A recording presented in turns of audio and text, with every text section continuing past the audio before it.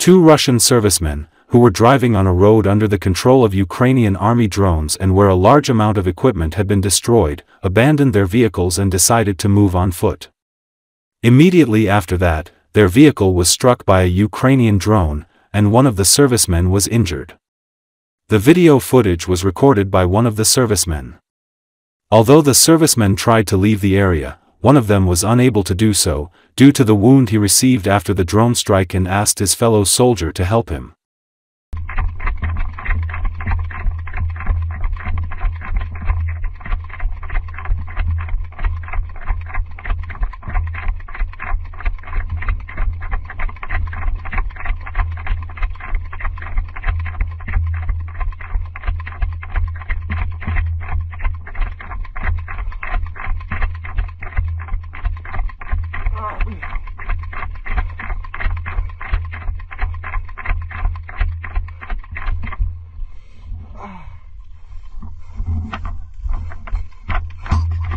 Давай сюда!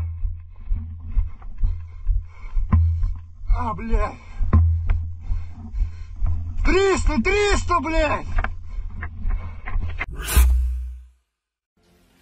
After the collapse of the USSR, Ukraine had up to 500 Tochka-U missiles, but until 2022, Kiev had only 90 of these missiles in service. This is not surprising, since the rocket has a single-stage, solid-fuel engine, and this type of fuel is short-lived, reports Forbes. Most of these missiles are in service with the 19th Brigade of the Ukrainian Armed Forces, which, with the help of American missile systems, launches Tochka-U missiles at supply lines and bridgeheads of the Russian armed forces behind the front line.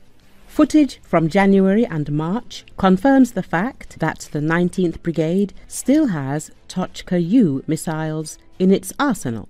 Experts remind that the factories producing Tochka-U are located on the territory of the Russian Federation. It is unlikely that Kiev has created new capacities for their production, since the priority is the new Grom-2 missiles. Analysts from the Conflict Intelligence Team Group suggest that Ukraine has modernized and restored the missiles that were previously in the warehouses of the Ukrainian Ministry of Defense. Experts say the 19th Brigade used up all 90 missiles by the end of 2022. After that, the Tochka-U launchers sat idle for 6 long months. However, already in November 2023, Tochka-Us were used against Russian military targets in the Belgorod region and Donbass. After that, the launchers went silent again. And only in early January 2025, the missiles again appeared at the disposal of the 19th Brigade of the Armed Forces of Ukraine.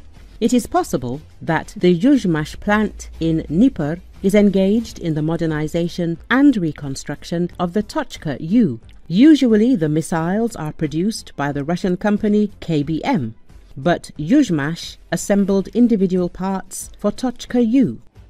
It is no coincidence that the Ukrainian government has engaged Yuzhmash to build Grom-2. It is no coincidence that Russian forces have repeatedly targeted Yuzhmash. The Kremlin claimed that one strike in April 2023 destroyed the Tochka-U workshop in Dnipro. On November the 21st, the Russians fired an experimental Oreshnik ballistic missile at Dnipro, equipped with several independent warheads. The Tochka-U is a simple rocket. If Yuzhmash can produce heavy engines for high-stakes space launches, there is no reason why it cannot retool the much smaller and simpler Tochka-U, but the pace of work is decidedly slow.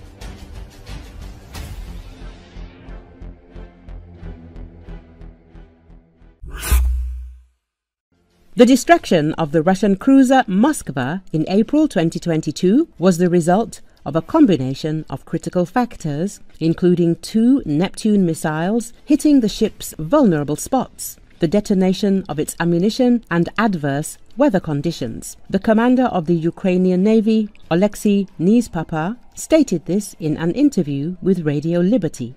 According to the Navy commander, the chances of sinking a large warship with only 2 missiles were extremely low, but a combination of circumstances played a decisive role. I think it was no coincidence. God was on our side. 2 missiles are a low probability of destroying a cruiser, but it so happened that the critical points of the ship were hit, Nytimes noted. The first missile hit the galley, the largest room on the ship, beneath which is the forward engine room and central command center. The strike caused significant damage to the ship's vital systems, the admiral said. The second missile hit the stern, causing further damage. In addition, additional damage was caused by the detonation of the AK-630 ammunition. A Force 3 storm complicated the crew's fight for the ship's survivability, and the cruiser eventually sank. The destruction of the flagship of the Russian Black Sea Fleet was not only a tactical victory for Ukraine, but an event with great symbolic significance. Ukraine is currently the only country in the world that destroyed a missile cruiser during the war. So far, we are the first in this matter, Nytimes emphasized. According to the commander, Moskva played a key role in Russia's military operations at sea. All conflicts that Russia has carried out began with this cruiser. This includes Georgia, the exits to the Mediterranean Sea, the operations in Syria. This ship has always been a participant in aggression, the admiral noted. For a long time, Russia did not disclose information about the losses. Only 9 days after the attack, the Russian Defense Ministry announced that 1 person on board was killed, 27 were missing, and 396 crew members were evacuated. At the same time, according to the Ukrainian side, the losses could have been much greater. Thus, on April the 22nd, 2022, the then Secretary of the National Security and Defense Council, Oleksiy Danilov, stated that only 58 of the 510 people on board were saved.